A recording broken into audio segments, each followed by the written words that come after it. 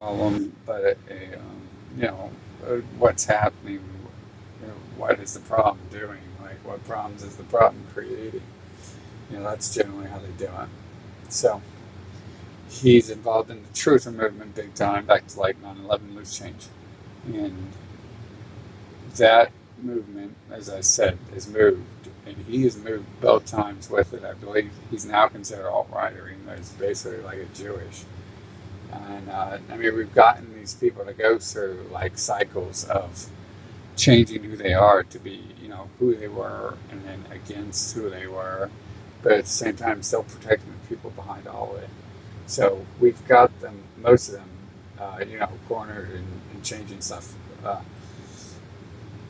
Adam Kokesh here has dropped off. He dropped off the map for like a year or two or something. I'm not sure if he had faced time for gun charges or if he just didn't do it. But whatever it was, it really helped him because he didn't have to express his opinions on certain topics that would out him, and he's got to be reserved until 2020 election because he will have to be like Trump and use dog whistle, use like white supremacist dog whistle type language to whistle at the dogs. And you'll know what he's talking about. You'll know what Trump's talking about. You'll know Trump's using Nazi slogans, Nazi Pepe memes, and stuff like that. But no one else will. And Trump doesn't, it's not that Trump cares about you being a Nazi, it's that Trump wants to see people who think that way. So he will stay reserved for that. Luke Rudowski's been at, like, he was basically big in the truther days, but he moved on with it, and this is an ongoing thing. You'll see these people move to the same patterns. Even I did. That's why I know what's going on, because I would watch the patterns over and over. I know not to fall for it now, but just simply watching the patterns, you can see that they're all kind of like told from the start there's going to be like a six chapter story, and you got to start out in chapter 1, truther chapter, something like that. Okay, so we have John Stossel. He is your mainstream guy. Like these other people, like some of you might be new to the internet. I don't know about that. We're new to the YouTubes, learning, and you got your information from TV.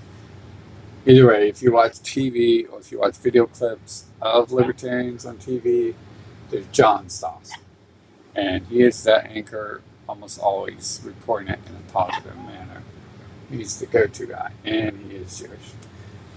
So we also have Ron Paul and Rand Paul not listed on here. Rand Paul is not listed, and Ron Paul is not listed because they are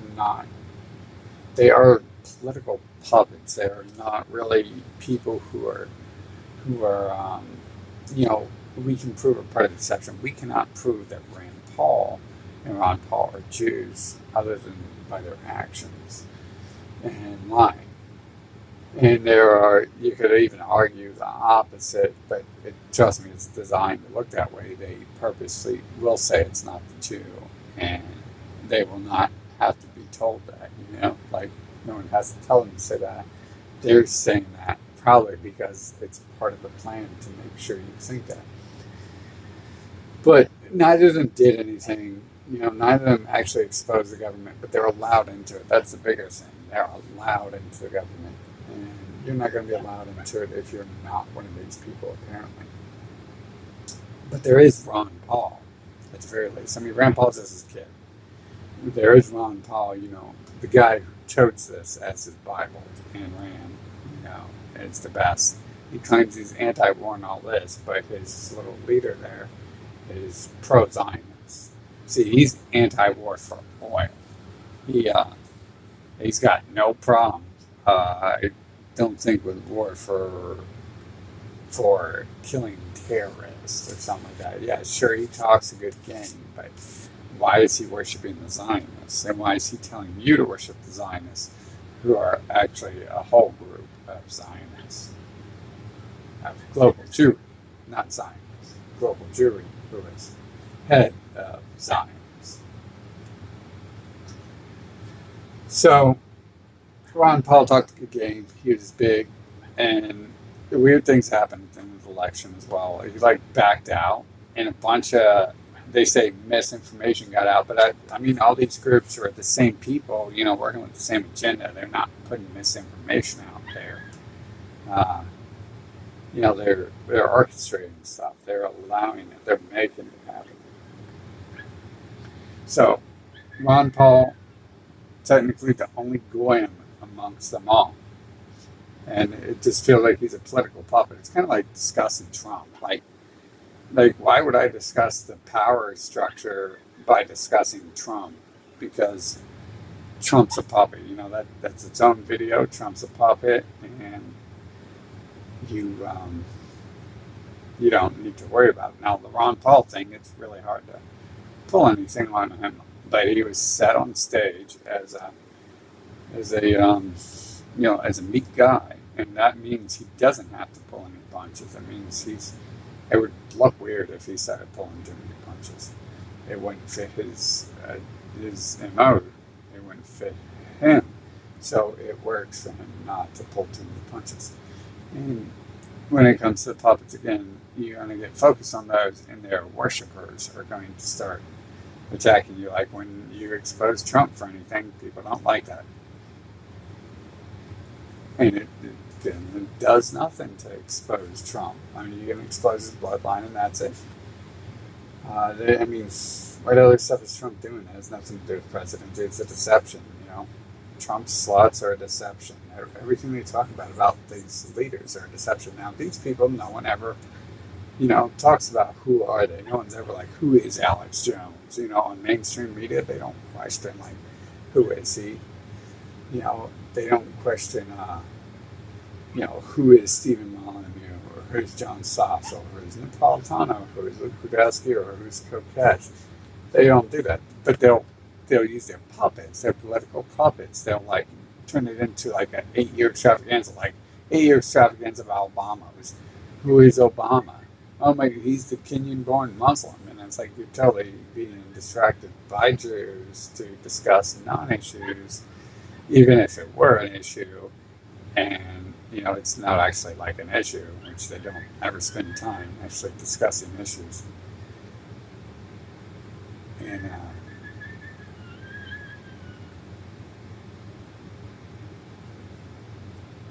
they just, hold on, I gotta check this.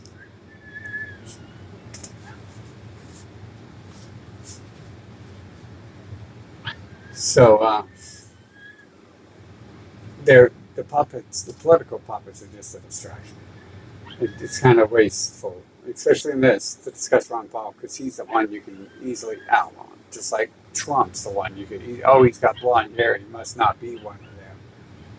After 10 facial surgeries, he doesn't look like one of them. He's not one of them. All these distractions and bullshit. These people are easily proven. Everyone around him is easily proven as these people, just like Trump. Everyone around Ron Paul. Just like when I look in the Clintons, it's hard to pull up information on any of these people they select as presidents. But it's easy to pull up information on their surrounding family and stuff. It's hard to find that one person alone who has a life that's unwritten off. So, Alex Jones, the libertarian truther, alt-right leader, mega leader, thanked by Trump for getting into office. Right down the block, he's got Stratford Mossad. Stratford Intel, which is a Mossad operative group, right down the block from him. And they had interned a person named Molly Maroney. Now, Molly Maroney obviously worked for Mossad, and I don't think you just work for Mossad and then don't anymore. I don't think that's how it ever works. Kind of like CIA agents in the media. I don't think they ever quit working for the CIA. But Alex hired her, and that's openly on her LinkedIn. So if he was some sort of, before he got bogged down with the Jew wife and mixing his bloodline with Jews. If he wasn't a Jew, he would have been like, yeah, wait a minute, we don't need to hire Mossad. We're anti-globalists. We don't. Why would we hire Mossad? But he didn't do that because he's one of them. So there are other groups around it. Like I said, there is the Mox News. There's like Sergeant Report, which was kind of, I don't know, they're kind of kicked back to the truther days, even not even so much the libertarian. They just stuck on trying to sell gold and stuff. But places like that, I don't even mean to call them out. I'm not calling them out. But there's a bunch of other groups around that they never ever talked about the main issue of who controls these people. One of the links to Ron Paul and Alex Jones being co-intel is Steve Jackson, Illuminati Card Games. Right here is InfoWars on the map, Austin, Texas, and then down here is Steve Jackson Card Games, made the NWO Card Games. Right there is Stratford, so we're just like that far away. InfoWars and Stratford. I mean, they're lazy, dude. They don't even want to walk that far to deceive you. And then, of course, it's Jew lawyers.